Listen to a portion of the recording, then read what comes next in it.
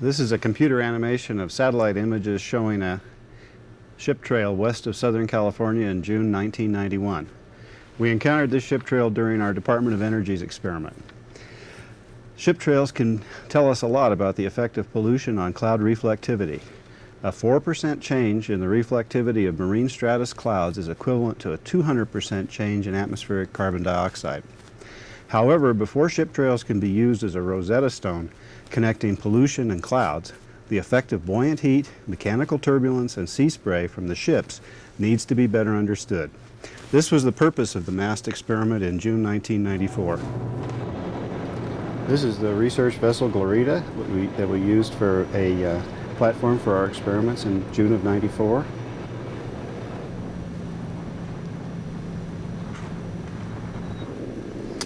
Here we are leaving port at Port Hueneme. This is a flux tower for measuring heat and water vapor fluxes associated with ship trails. Meals provided a pleasant diversion.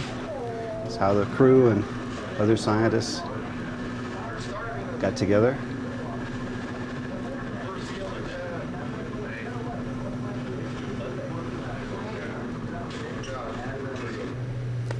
This is morning in Monterey. Shows the satellite transmitter, the acoustic sounder, and the oscillometer. This is out in the ocean with the microwave radiometer for cloud liquid water content and the satellite communications.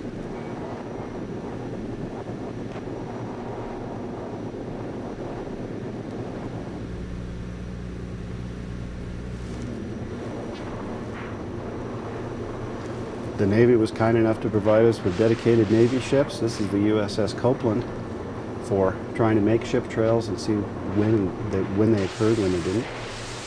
Times the seas were rather rough.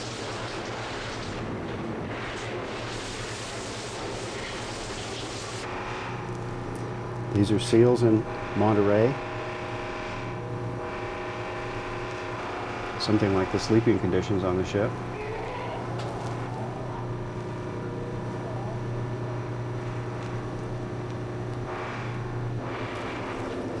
This is a tethered balloon launch on June 11th.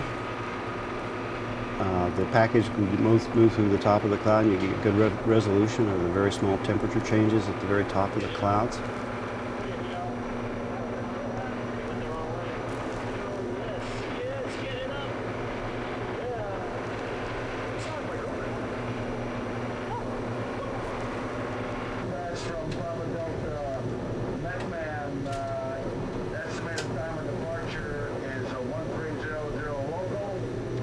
Shows another tethered balloon launch.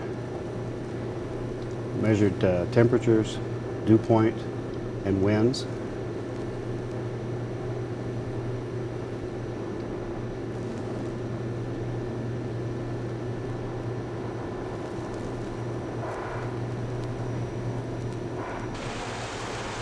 This shows that oscillometer and a wide-angle camera and a passing ship.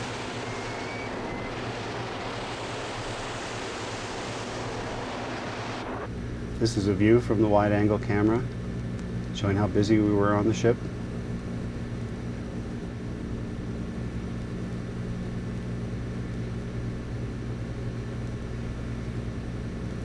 That's a balloon coming up and down.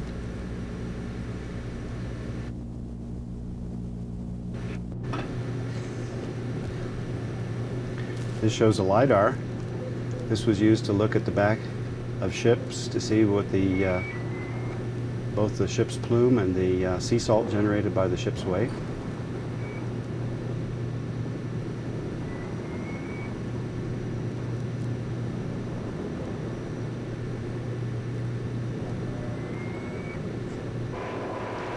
This is what happened when the balloon broke away from the first balloon broke away from the tow line. This is an actual ship trail.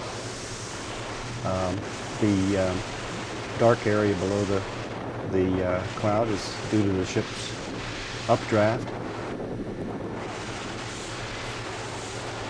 And there's the ship, the USS Safeguard in this case. The ship trail is observable from the camera by a clear area there, and then cloud,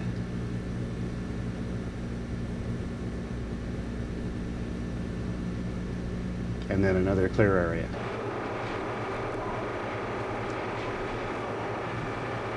This is a Raymond launch by the Penn State University's students. Very difficult conditions for these kinds of activities.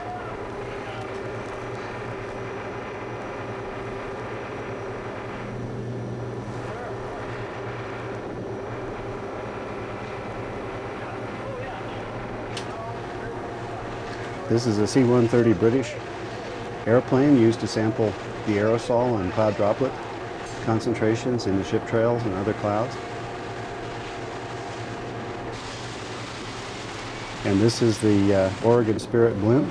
It was also used for aerosol sampling. This is the blimp at the airport showing the aerosol sampling equipment.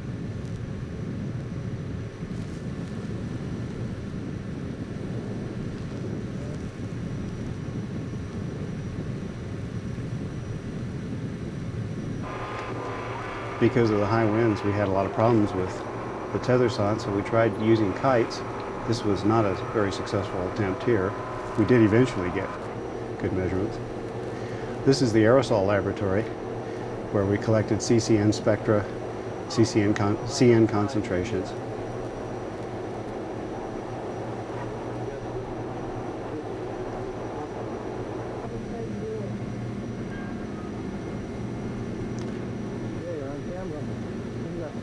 The readout on the CN counter told us when we were in a ship track. The jump on the right is due to a ship track. This is from a salometer, which shows the bottom of the clouds. This is the Penn State's pulse Doppler radar.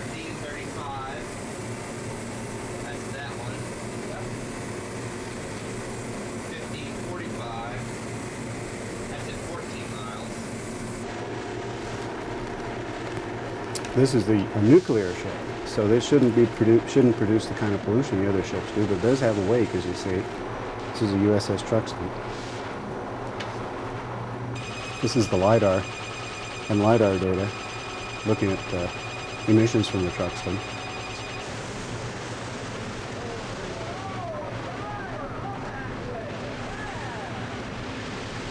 Whales and porpoises provided a pleasant diversion.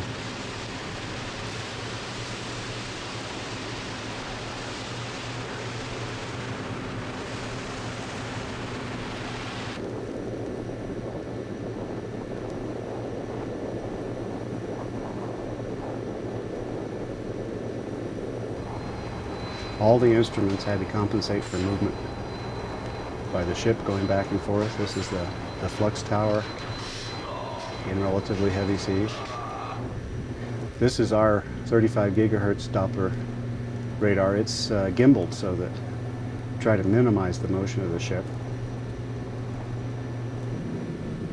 Solar radiation measurements were also affected by movement of the ship.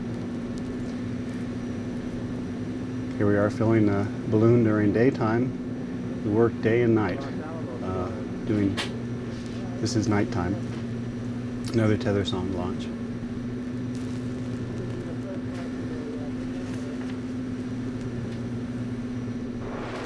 The results of this experiment show that both aerosol pollution and cloud dynamics are important to understanding ship trails well enough to use ship trails to study the effect of pollution on ocean cloud reflectivity.